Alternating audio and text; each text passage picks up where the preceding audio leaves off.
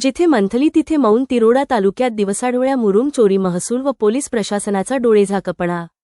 तिरोडा तालुक्यात मागील काही दिवसापासून दिवसाढवळ्या गांगला, खोपडा, येडमाकोटा, नवरगाव व अन्य ठिकाणांमधून मुरमाचे उत्खनन करून वाहतूक केली जात आहे.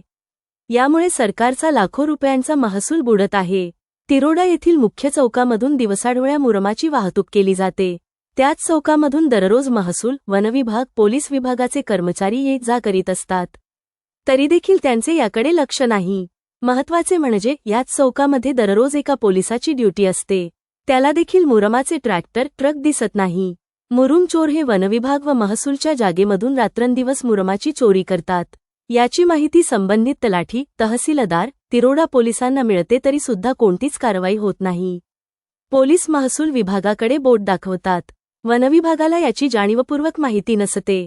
कर्तव्यावर तैनात वाहतूक पोलिसांना ट्रॅक्टर, टिप्पर दिसतच नाही.